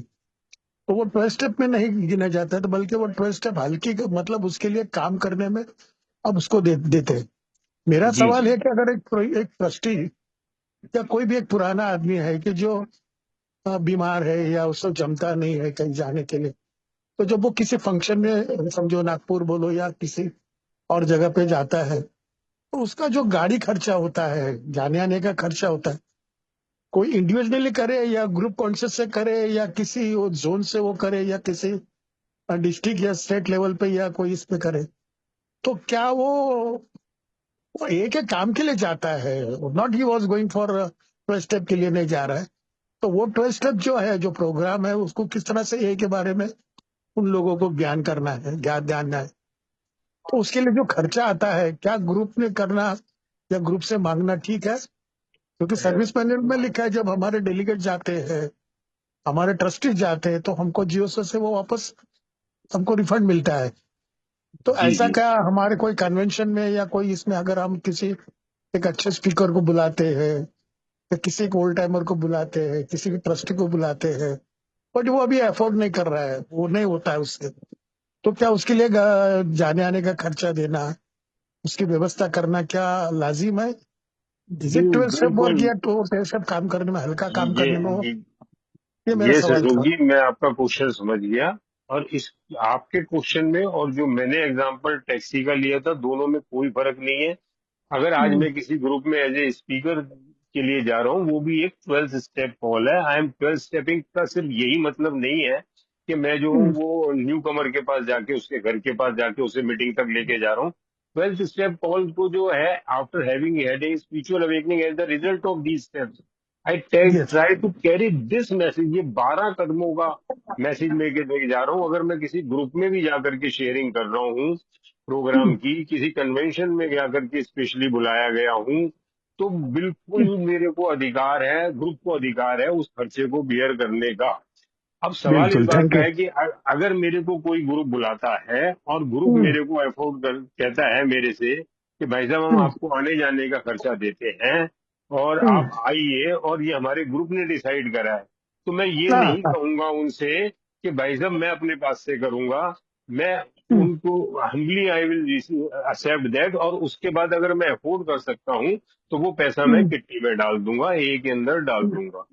है या ना। या या बट अगर मैं हाँ, अफोर्ड नहीं, और ना तो मैं, अगर अफोर्ड नहीं कर सकता मैं, तो of course I will accept that, और अफोर्ड कर हम्म, सकता हूँ and that group has decided to call me, तो या मेरे को ये राइट। भी कहते हुए अच्छा नहीं लगेगा, नहीं नहीं जी मैं अपना कर लूंगा।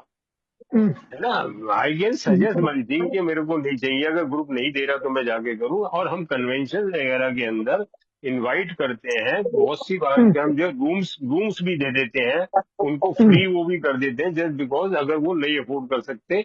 और कई बार हमने देखा है कि वो अफोर्ड कर सकते हैं और हमने फ्री ऑफर करा है उनको, क्योंकि हमने या कमेटी ने फैसला करा है। उसके बाद हम्म, दे डोंट टेक, या वो कंट्रीब्यूट बैक कर देते हैं, या अपने संग किसी और को ला करके हेल्प कर लेते हैं स्पॉन्सर करके। या कभी कभी मेरे साथ में ऐसा दिक्कत, मुझे बहुत बार ऐसा सिचुएशन से फेस करना पड़ा है। जी जी। जब मैंने देखा कि अपने सर्विस मैनुअल में लिखा है, जब हमारा कॉन्फ्रेंस में हमारा डेलीगेट जाता है तो हम इंटरव्यू उसको बेयर करता है। जब हमारा कोई एक ट्रस्टी जब किसी मीटिंग में आता है, किसी कन्वेंशन में, किसी वर्कशॉप में वो आता है, तो हम लोग उसको बेयर करते। बट हमारा कोई मेंबर जब कहीं जाता है तो कुछ लोग, अरे यार ये तो ऐसा नहीं है, या कोई ग्रुप में आप जाते तो आपको ये नहीं, तो 2-3 बार मुझे फेस करना पड़ा है ऐसा। पर अभी मैं अफोर्ड नहीं कर सकता, जब मैं करता था तो अलग बात थी। तो आजकल करेक्ट मेरे साथ में करेक्ट। ये दिक्कत हो रही है।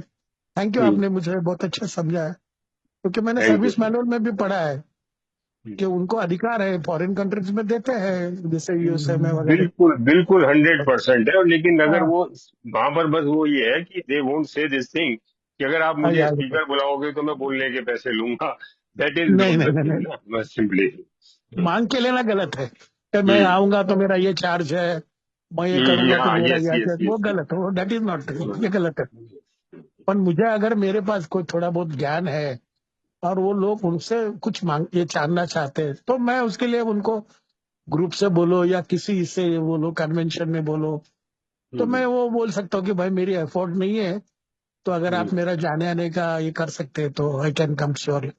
Thank you sir, thank you, right, आपने बता थैंक दिया। Thank you, you. धन्यवाद। और मैं ग्रुप में ये भी रिक्वेस्ट करूंगा कि अगर कोई मेंबर इसमें ऐड करना चाहे इस ट्रेडिशन के विषय में और जानकारी जो छूट गई हो, रह गई हो, सबकी सीमित नॉलेज, मेरी बहुत सीमित सी नॉलेज है, जानकारी है, तो वो भी शेयर करें तो वो सब ग्रुप को फायदा होगा उसका। Thank you. Nandu alcoholic, hi Nandu.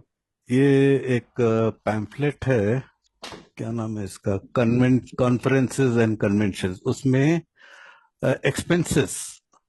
It should be clear that when speakers are booked, what terms are made are being made for expenses. Unless it is otherwise specified, speakers have a right to assume that all that travel and meal or hotel expenses will be paid for the entire trip. Very clear.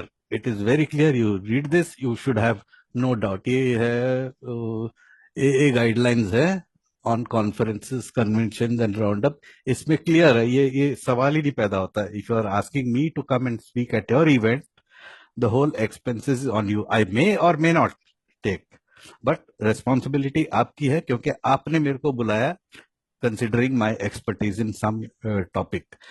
So I think if you read that pamphlet, it should be very clear. Thank you.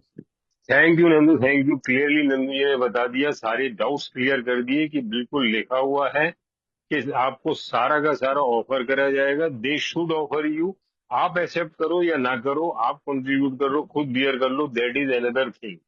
But before calling you या inviting you, they should be prepared for all the expenses, travelling and lodging and boarding, I think so.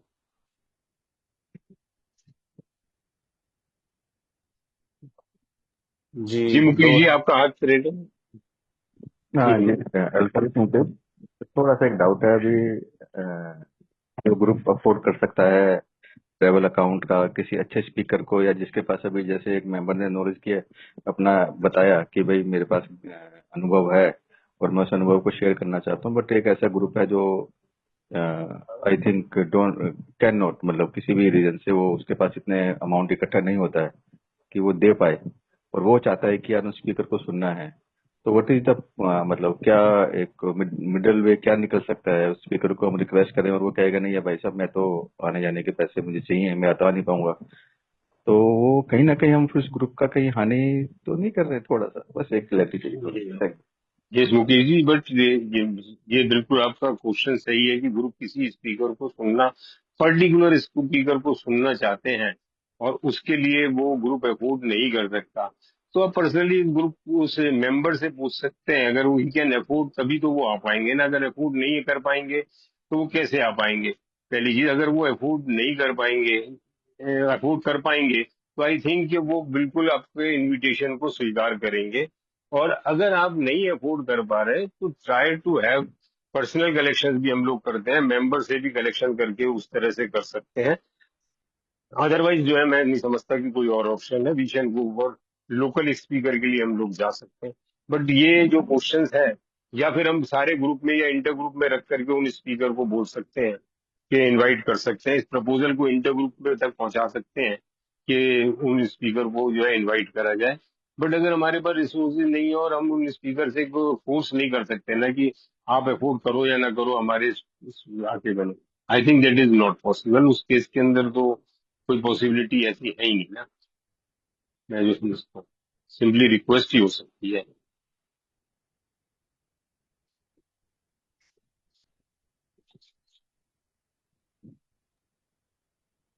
जी राजेश जी, हेमंत जी आप ले रहे हैं या direct मैं ले लूं? हाँ जी, आप ले लीजिए सर, बेस्ट रहेगा। जी राजेश जी। जी धन्यवाद सर। नमस्कार, मेरा नाम राजेश है, मैं एक शराबी हूँ। परमात्मा की कृपा नहीं थी है, बहुत ही बढ़िया तरीके से जी आपने आठवीं परंपरा को एक एक चीज को बिल्कुल सही तरीके से जो है वो एक एक बारीकी से हमें समझने में मदद करी। और एक्चुअली आठवीं जो परंपरा है इसका जो आने के पीछे भी रीजन यही था। और एक छोटी सी वो था कि बिल डब्ल्यू का फ्रेंड था टॉम बी। और जब बिल के पास कुछ नहीं बचा था और इनको वो 24th स्ट्रीट क्लब में ही रहना पड़ा था पत्नी के साथ, तो ऑफिस भी वहीं शिफ्ट कर लिया था और मीटिंग भी वहीं होती थी। और टॉम भी जो है वो सारा काम वही संभाल रहा था बेचारा, सेक्रेटरी भी वही था ग्रुप का, बाकी चीजें भी वही थी, कॉल भी हैंडल कर रहा था जितना उससे हो रहा था। तो बिल ने एक दिन उसे बोला कि यार टॉम, अब तू रिटायर हो गया, अब देख तेरे पास काम धंधा तो है नहीं, अब तेरे को मैं एक कमरा दिला दूंगा यही 24th स्ट्रीट क्लब में ही, तो क्लब में रहियो, ये का काम करियो। और अब तेरे को दो काम और करने हैं। एक तो मतलब देख रेख रखनी है, और जो भी बाहर से कोई शराबी आए पी पाके तो उसको हैंडल करना है या बाकी चीजें। तो उसने बड़ी क्लियर कट उसको बोला था कि भैया मैं अपनी रिकवरी के लिए जो कार्य कर रहा हूँ वो मैं, ठीक है मैं सेक्रेटरी हूँ, यहाँ छोटा मोटा मैं काम कर रहा हूँ, अगर तू चाहता है कि मैं 24 घंटे यहाँ पर काम करूँ, यानी कि अब चौकीदारी भी मैं करूँ, अब मैं कॉफी भी मैं बना के दूँ, बाकी चीजें करूँ, तो उसका मैं उसकी मैं पैसे दूंगा। और वहीं से ये चीजें माइंड में आई थी। एक्चुअली क्या है कि आठवीं परंपरा बेसिकली क्लियर कट जो हमारे इम्प्लाई एल्कोहलिक एनोनिमस में पेड वर्कर जो काम करते हैं उनके लिए मेन मेन उनके लिए है कि उनको किस प्रकार से हम लोगों ने ट्रीट करना है, या कैसे उनको जो है वो किस प्रकार से उनकी ट्रीटमेंट कैसे होनी चाहिए। तो क्लियर कट एक चीज है जी कि ये जो आध्यात्मिकता का काम है, 12वें कदम का कार्य जो है, ये आध्यात्मिकता का काम है और इसे बेचा ही नहीं जा सकता, पैसे से इसका कोई है ही नहीं। मतलब सोलर स्टेपिंग का जो काम है ये आध्यात्मिकता है, पैसे लेकर करा ही नहीं जा सकता। अब आता है जी उनको जो पैसे दे रहे हैं तो फिर क्यों दे रहे हैं। तो इसी में ट्रेडिशन में ही पेविंग द वे या paving the path for this work, ये सेंटेंस मेरे को बहुत अच्छा लगता है। वो सिर्फ रास्ता बनाते हैं भाई, वो 12वें कदम को संपूर्ण करने के लिए एक रास्ते का निर्माण करते हैं जो हमारे पेड एम्प्लॉई हैं अल्कोहलिक एनोनिमस के अंदर। तो किसी को भी उस तरीके से नहीं होनी चाहिए। और बहुत से ऐसे कार्य हैं जैसे course of manager, writer, proof reader, editor, artist, फिर ये जो जिसको आप लोग जिसके लिए इस करवा रहे हो ये एलोस्ट्रेशन के लिए, तो इसमें देखो ये कार्टून से बने हुए हैं। तो कार्टूनिस्ट से ऐसे नहीं मिल जाएगा भाई साहब, बड़े मोटे पैसे देने पड़ते हैं कार्टूनिस्ट को। तो इन लोगों को हमें स्किल के हम लोग पैसे देते हैं, इन लोगों की इनकी प्रोफेशनल स्किल होती है उसका पे करता है अल्कोहलिक एनोनिमस।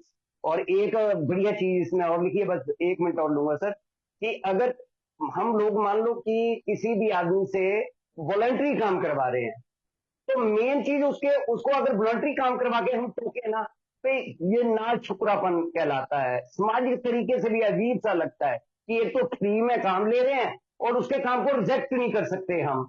और ये वॉलंटरी में सबसे बड़ी, अगर वॉलंटियर हम सर्विस लेते हैं तो ये 3-4 चीजें अगर हम उस चीज को रिजेक्ट करते हैं, और जब हम पेड करके किसी काम को करवा रहे होते हैं ना, तो उसको ठीक भी करवा लेते हैं, उसको बोल भी देते हैं ऐसे नहीं ऐसे कर। तो ये एक ट्रेडिशन में ये बिल्कुल क्लियर मैसेज है। और thank you so much sir, आपने बहुत ही बढ़िया तरीके से हम लोगों को आठवीं परंपरा के बारे में विस्तार से बताया। धन्यवाद।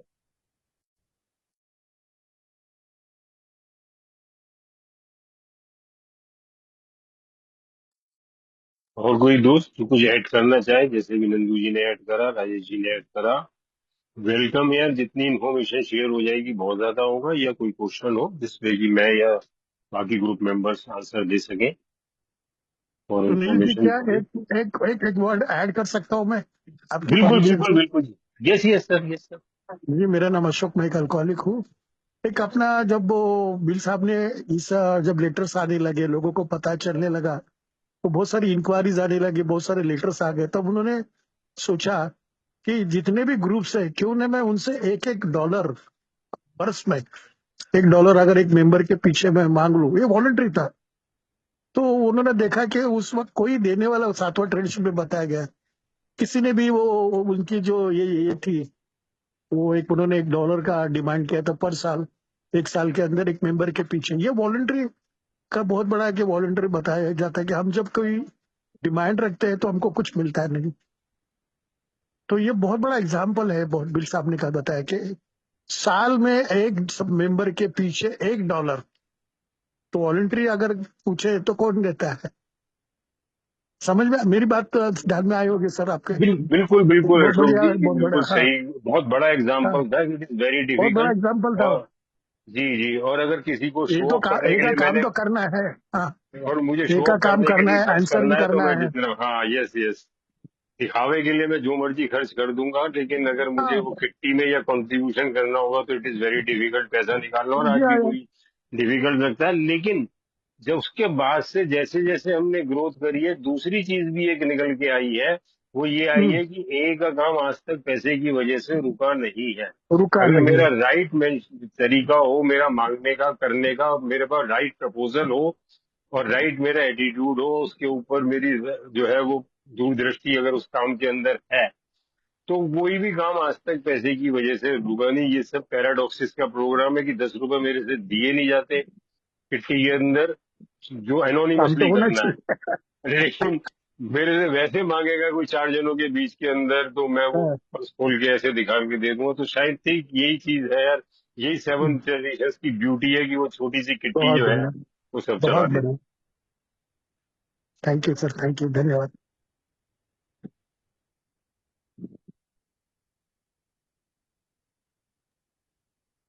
धन्यवाद सुनील। है। 5 मिनट बचे, मैं कोई मेंबर से रिक्वेस्ट करूंगा कि जो आज जो हमारे बजट खर्चा होता है जीएसओ का, वो थोड़ा सा अगर ग्रुप को बताए कि हमें कितना एम्पल फंड रिक्वायर्ड होता है, थोड़ा सा शायद वो इस एडिशन के अंदर हमें जागरूक करे ये डालने के लिए कि how much money our structure, या ये है, ये जो एक कैरिंग द मैसेज जो है रिक्वायर्ड है, एक रफ एस्टिमेट भी कोई देगा तो बहुत अच्छा लगेगा ग्रुप के लिए।